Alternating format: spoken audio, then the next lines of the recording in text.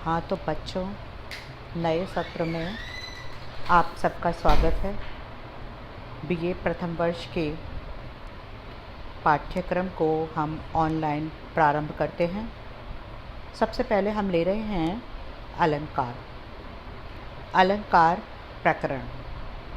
अलंकार हमारे पाठ्यक्रम में यद्यपि संक्षिप्त क्वेश्चंस में हैं, लेकिन जब तक हम अलंकार, रस, छंद ये नहीं पढ़ेंगे तब तक हम काव्य का अच्छी तरह विश्लेषण, अच्छी तरह व्याख्या नहीं कर पाएंगे।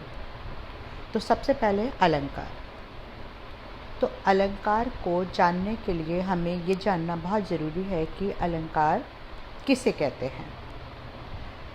कविता कामनी के कलित कलेवर को और भी अधिक कमनीय बनाने वाले धर्मों को अलंकार कहते हैं। कविता कामनी, कविता रूपी सुंदर स्त्री के कलित, कलित माने सुंदर, कलेवर माने शरीर को और भी अधिक कमनीय माने सुंदर बनाने वाले धर्मों को अलंकार कहते हैं। यानी कविता रूपी जो सुंदर स्त्री है, उसके सुंदर शरीर को जब और भी अधिक सुंदर बनाना होता है तो हम उसमें थोड़े से अलंकार डाल देते हैं। ये तो हुई हमारी अलंकार की सामान्य परिभाषा। अब हमें ये देखना है कि विद्वानों ने अलंकार को किस तरह से परिभाषित किया है।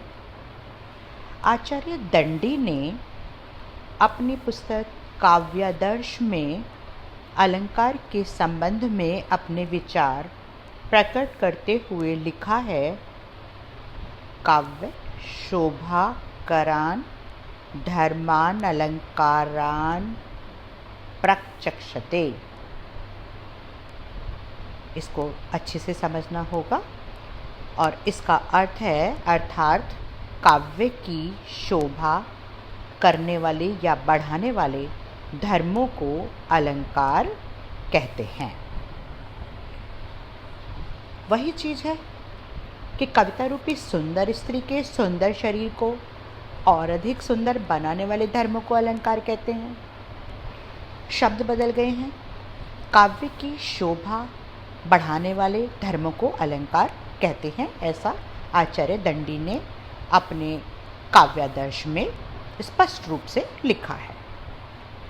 आचार्य शुक्ल ने लिखा है, भावों का उत्कर्ष दिखाने और वस्तुओं के रूप, गुण और क्रिया का अधिक तीव्र अनुभव कराने में कभी कभी सहायक होने वाली युक्ति अलंकार है।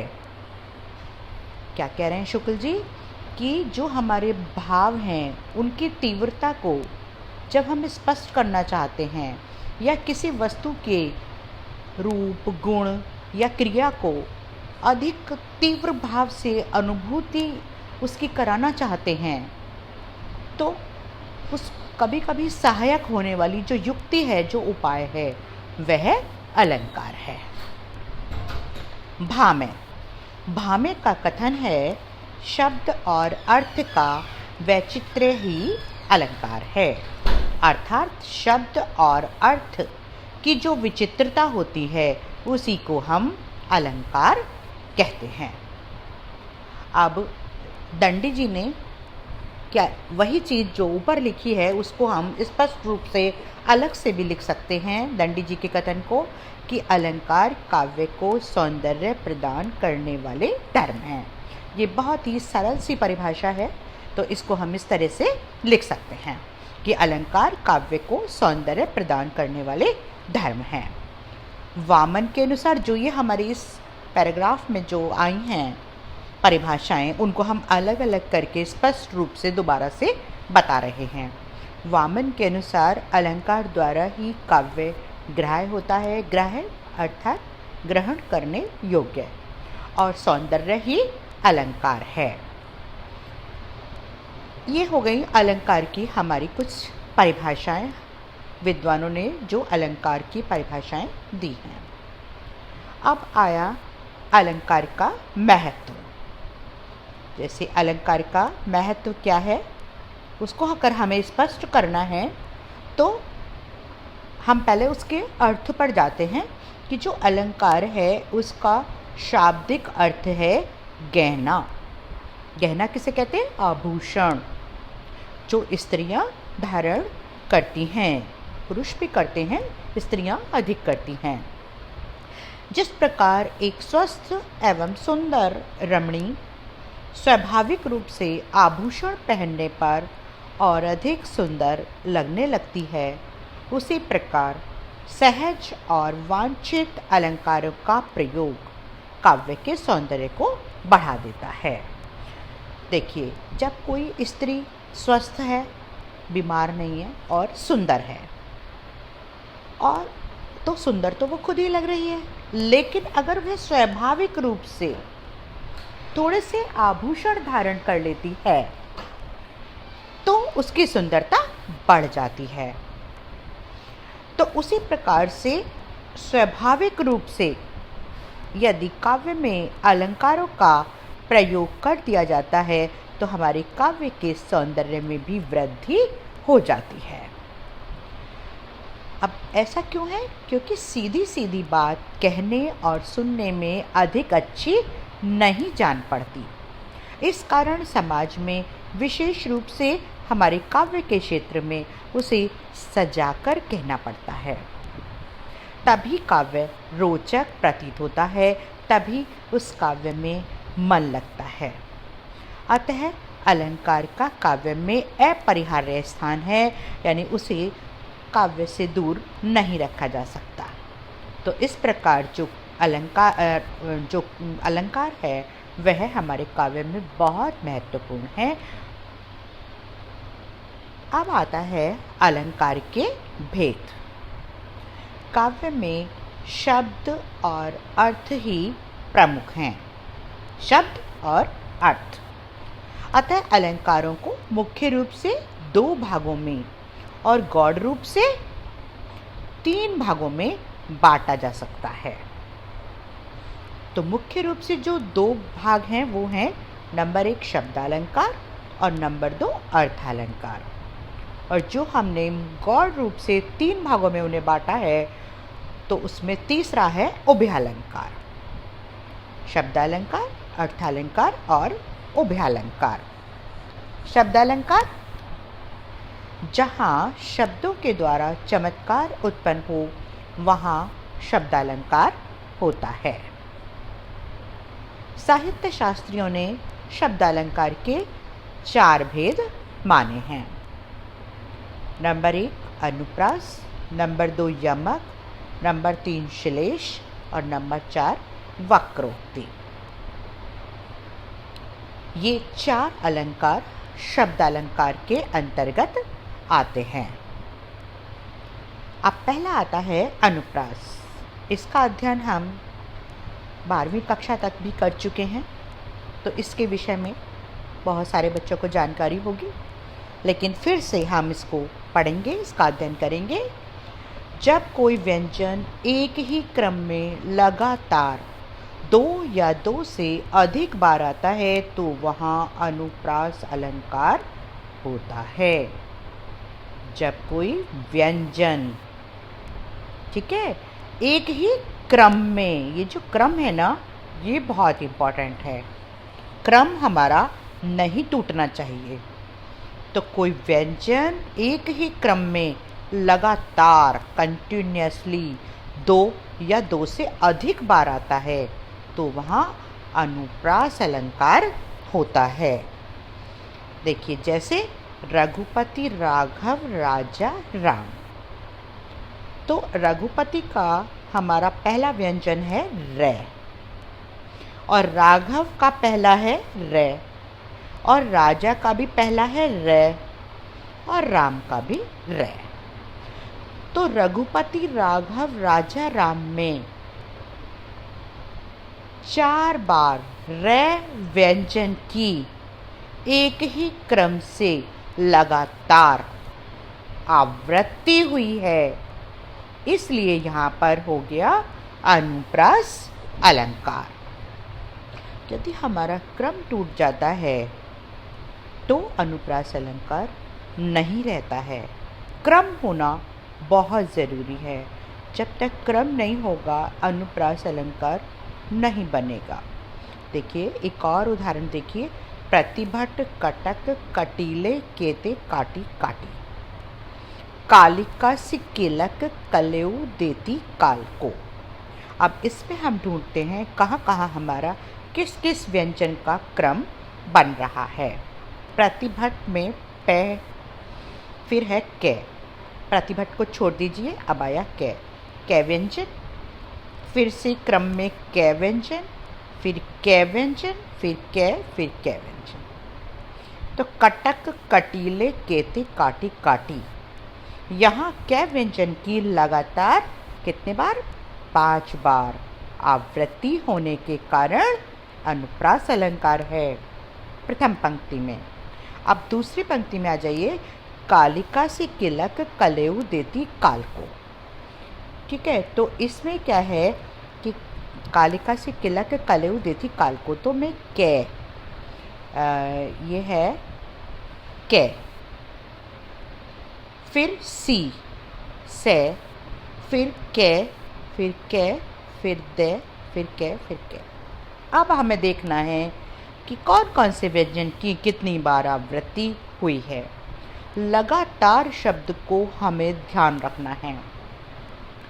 कालिका सी किलक कलेऊ देती काल को, तो कालिका के बाद से आ गया, तो यहाँ पर हमारा अनुप्रास नहीं है क्योंकि लगातार होना आवश्यक है। अब आया किलक कलेऊ, ये तो सही है, यहाँ तो हो सकता है हमारा अनुप्रास है यहाँ तो कि किलक कलेऊ, कै व्यंजन की लगातार 2 बार आवृत्ति हुई है, तो इसलिए यहाँ पर हो गया अनुप्रास अलंकार। अब आया देती, यहाँ पर हमारा क्रम टूट गया। फिर आया काल को, यहाँ पर भी कै व्यंजन की लगातार 2 बार आवृत्ति होने के कारण अनुप्रास अलंकार है।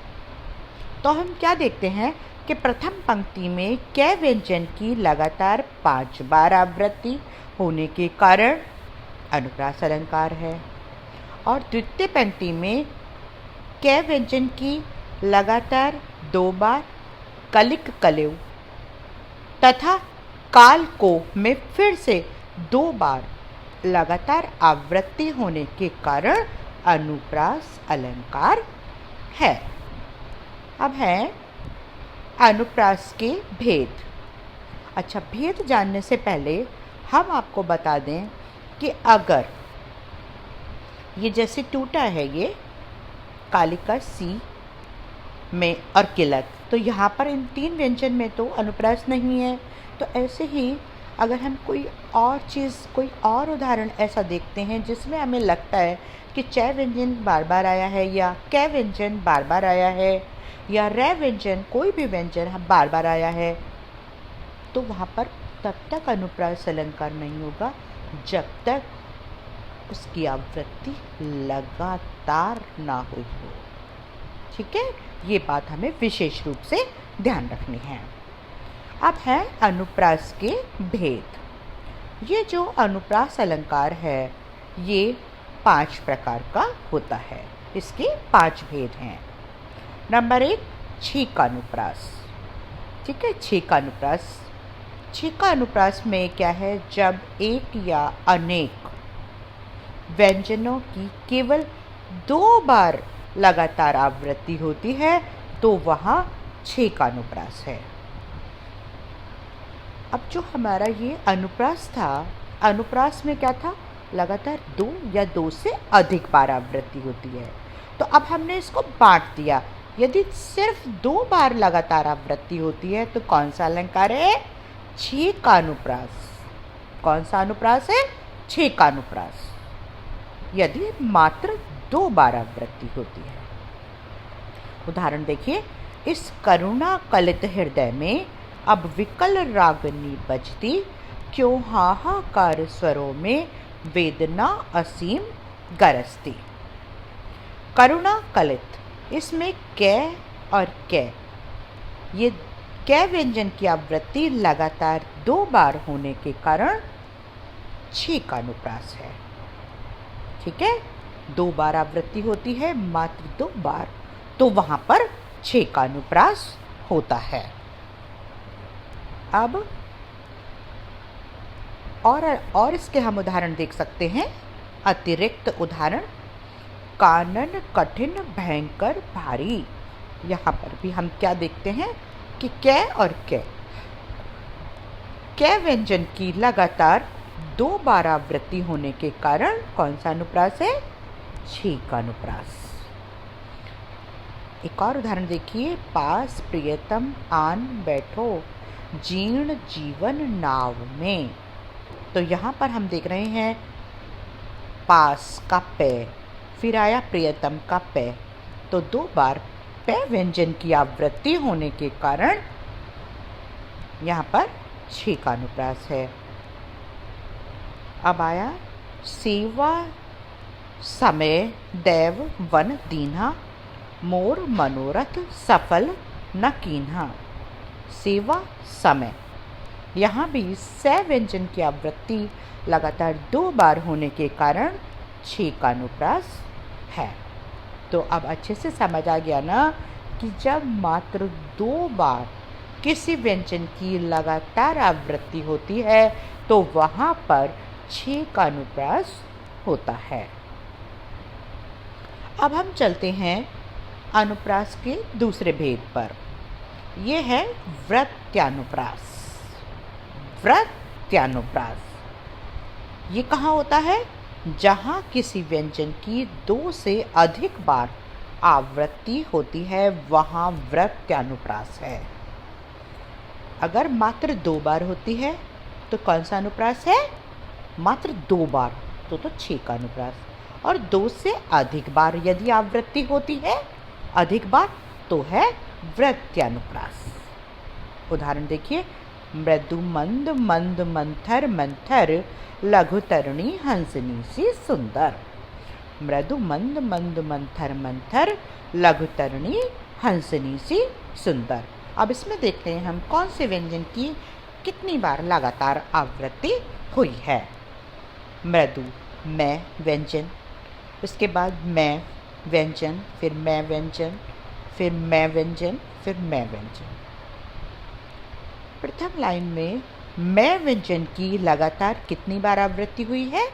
1 2 3 4 5, 5 बार लगातार मैं व्यंजन की आवृत्ति हुई है। और द्वितीय पंक्ति में लघु तरुणी हंसनी सी सुंदर। तो प्रथम पंक्ति पर रहेंगे पहले हम। प्रथम पंक्ति में कौन सा अनुप्रास है?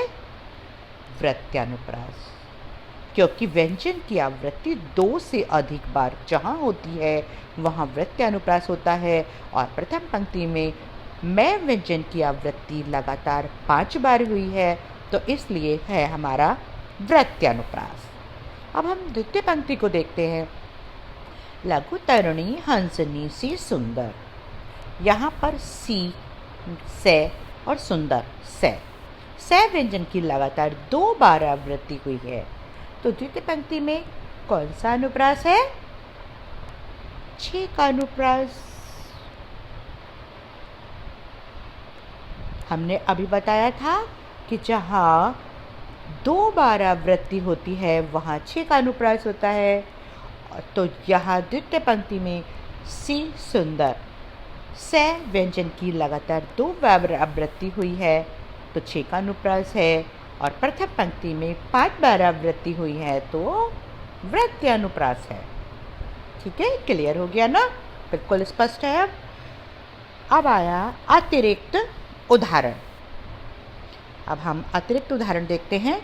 तरुणी तनुजा तट तमाल तरुवर बहु छाय, यहाँ ते ते ते ते ते तय व्यंजन की लगातार 1 2 3 4 5 बार 5 बार आवृत्ति होने के कारण कौन सा अनुप्रास है? वृत्यानुप्रास। दूसरा उदाहरण देखिए, काले कुत्सित कीट का कुसुम में कोई नहीं काम था। तो कै व्यंजन की आवृत्ति हो रही है यहाँ पर? 1 2 3 4 5। कै व्यंजन की लगातार 5 बार आवृत्ति होने के कारण वृत्यानुप्रास है। अब देखिए तीसरा उदाहरण आया है इसमें, चारु चंद्र की चंचल किरणें खेल रही हैं जल थल में। देखिए ये जो उदाहरण आया है यहाँ पर, ये उदाहरण यहाँ पर ये सही नहीं है, क्योंकि आप इसको देखिए, चय व्यंजन, चारु चय चंद्र, तो चय व्यंजन की आवृत्ति 2 बार हुई है ये, और 2 बार आवृत्ति किस में होती है? 6 का अनुप्रास में। तो ये इस उदाहरण में वृत्यानुप्रास नहीं है, इस उदाहरण में है 6 का अनुप्रास।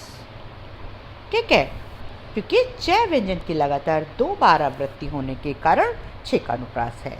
कुछ बच्चे क्या क्या सोचते हैं कि चारु चंद्र की चंचल किरणें, तो चय चय चय इसे भी गिन लेते हैं और सोचते हैं ये 3 बार आवृत्ति हो गई तो ये हो गया हमारा वृत्यानुप्रास। लेकिन नहीं, बीच में आ गया की में हो गया कै, तो हमारा लगातार होने वाली जो शर्त थी वो यहाँ पूरी नहीं हो पा रही है।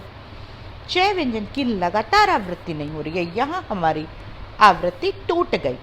यहाँ कै व्यंजन आ गया तो अब हम चय की दोबारा से आवृत्ति करेंगे, तो ये चंचल का चारु चंद्र से कोई संबंध नहीं है, तो इसलिए ये हो गया हमारा 6 का अनुप्रास।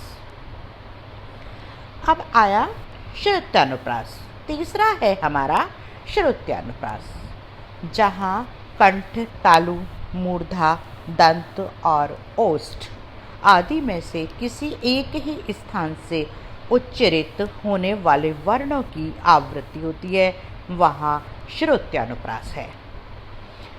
जो हमारे वर्ण होते हैं ये एक निश्चित स्थान से बोले जाते हैं। कुछ व्यंजन, कुछ ऐसे वर्ण होते हैं जो कंठ से बोले जाते हैं, कुछ तालु से, कुछ मूर्धा से, कुछ दंत से, और कुछ वर्ण ओष्ठ के द्वारा हम बोलते हैं। जब एक ही स्थान से बोले जाने वाले वर्णों की आवृत्ति होती है तो वहाँ पर श्रुत्यानुप्रास होता है। जैसे उभय भांति दीखा निज मरना, तो यहाँ पर क्या है? लगातार दंत्य वर्ण की आवृत्ति होने के कारण श्रुत्यानुप्रास है ना। तो तै थे दै धै न, ये हैं हमारे दंत्य वर्ण, तै थे दै धै न। इनमें आप बोल के देखिए, तै तै थे दै धै न। हमारी जो जिह्वा है वो हर बार दांत से टकराती है। ये वर्ण जब हम बोलते हैं तो हमारी जिह्वा, हमारी जीभ हर बार दांत से टकराती है, तो इसलिए इन वर्णों को हम कहते हैं दंत्य वर्ण। इनको कहा जाता है दंत्य वर्ण। अब इनकी आवृत्ति हो रही है। अब देखिए कहाँ पर है? त थ द ध न के नीचे हम करेंगे अंडरलाइन। ये है त, है ना, और ये है द, त थ द ध न, इनमें हमारे यही हैं। तो उभय भांति दे खा निज मर ना, तो ये तय दंत्य वर्ण है और इसके तुरंत बाद आया द। इसमें ऐसा नहीं है कि वर्ण के प्रारंभ में वह वर्ण, शब्द के प्रारंभ में वह वर्ण आए, ऐसा नहीं है। इसमें लगातार आना जरूरी है, चाहे वह दूसरा शब्द प्रारंभ हो गया हो।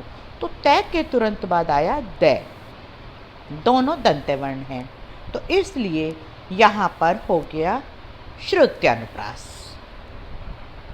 अब इसके हम देखते हैं अतिरिक्त उदाहरण। कान खुरचता, घर में गर्दन किसकी। इसमें कंठ व्यंजन आए हैं। कंठ, और ये कंठ कौन कौन से हैं? गले से बोले जाने वाले क, ख, ग, घ, ण, तो ये इसमें आए हैं। इसके बाद आया ये दिनांत था थे दीननाथ डूबते, सधेनु आते ग्रह ग्वाल बाल थे। तो इसमें दंत्य वर्ण की आवृत्ति हुई है, तो इसलिए यहाँ पर हो गया हमारा श्रुत्यानुप्रास। अब आ जाता है लाटानुप्रास। लाटानुप्रास जब कोई व्यंजन या शब्द समूह दो बार आता है, एक ही अर्थ होते हुए भी अन्वय के कारण अर्थ में भिन्नता हो जाती है, तो वहाँ लाटानुप्रास है। हमारा कोई शब्द या शब्द समूह एक ही जैसा है, लेकिन वो जब दूसरी बार आया तो उसका अर्थ अन्वय के कारण भिन्न हो गया, अलग हो गया, तो वहाँ पर लाटानुप्रास है। देखिए उदाहरण से इसको आप अच्छे से समझ जाएंगे। जैसे पूत सपूत तो क्या धन संचय, पूत कपूत तो क्या धन संचय। हमारे पास दोनों ही पंक्तियों में देखिए आप, क्या धन संचय और क्या धन संचय, ये बिल्कुल समान शब्द हैं तीनों, लेकिन इन दोनों का जो अर्थ है वह अन्वय के कारण भिन्न हो जाएगा। पूत माने पुत्र, सपूत यदि वह अच्छा पुत्र है, लायक है, तो उसके लिए धन इकट्ठा करने से क्या लाभ, क्योंकि वो तो खुद ही अर्जित कर लेगा। तो उसके लिए हमें धन इकट्ठा करने की ज़रूरत नहीं है, उसकी योग्यता को हमें केवल बढ़ाने की आवश्यकता है। उसकी योग्यता बढ़ जाएगी, उसके अंदर काबिलियत पैदा हो जाएगी, वो तो योग्य है, सपूत है, अच्छा पुत्र है, तो वह खुद ही अपना धन इकट्ठा कर लेगा। उसके लिए हमें धन एकत्रित करने से कोई लाभ नहीं है। पूत कपूत तो क्या धन संचय, लेकिन यदि पुत्र बुरा पुत्र है तो उसके लिए धन इकट्ठा करने से क्या लाभ, क्योंकि तुम इतनी मेहनत से उसके लिए धन इकट्ठा करोगे और वो क्या करेगा, सारे तुम्हारे मेहनत से इकट्ठा किए हुए धन को बर्बाद कर देगा और फिर भी वह निर्धन ही बना रहेगा। तो दोनों ही स्थिति में कवि ने क्या शिक्षा दी है कि हमें धन इकट्ठा नहीं करना चाहिए पुत्र के लिए। यदि पुत्र लायक है तो इकट्ठा करने से क्या लाभ, वो खुद ही इकट्ठा कर लेगा। यदि पुत्र नालायक है तो इकट्ठा करने से क्या लाभ, वो सारा तुम्हारा मेहनत से कमाया हुआ पैसा बर्बाद कर देगा। तो क्या धन संचय दो बार आया है, किंतु अन्वय के कारण अर्थ अलग अलग है, तो यहाँ पर हो गया लाटानुप्रास। अब इसके बाद में ये इसी के ही अतिरिक्त उदाहरण है, लेकिन हम बहुत ज़्यादा डिटेल में नहीं जाएंगे, क्योंकि ये संक्षिप्त जो क्वेश्चन हैं हमारे शॉर्ट क्वेश्चंस, उनमें ये है और हमें व्याख्या के लिए आवश्यकता पड़ेगी, तो उसके लिए हमारा इतना ही क्लियर है। बहुत ज़्यादा डिटेल में नहीं जाते हुए हम बस इसी को आगे बढ़ा रहे हैं। अंत्यानुप्रास। पांचवा है अंत्यानुप्रास। जब कविता की पंक्तियों में अंत में एक से ही वर्ण आते हैं तो उसे तुक या अंत्यानुप्रास कहते हैं। हम जब कविता पढ़ते हैं तो उसमें गीतात्मकता होती है, गेयता होती है, तो उसमें अंत में एक जैसी तुकबंदी हमें ज़्यादातर देखने को मिलती है। तो ये वही चीज़ है कि जब अंत में तुक या एक जैसे वर्ण आते हैं तो उसको हम अंत्यानुप्रास कहते हैं।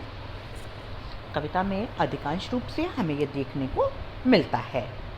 तो देखिए, जैसे रघुकुल रीति सदा चली आई, प्राण जाए पर वचन न जाई। एक जैसी मात्राएं हैं, आई, जाई।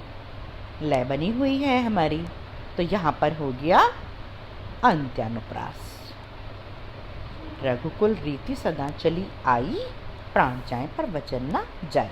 तो इस तरह की तुकबंदी, इस तरह की लय जब हमें कहीं देखने को मिलती है तो हम कहेंगे कि यहाँ पर अंत्यानुप्रास है। इसी तरह हमें और उदाहरण भी हम देख सकते हैं। तो ये हमारा अनुप्रास के भेद हो गए। आज के लिए इतना ही काफ़ी है। आगे का कल कराते हैं। इसके बाद हमारा चलेगा यमक अलंकार। ये भी बहुत अच्छा है, बहुत रोचक है। Thank you.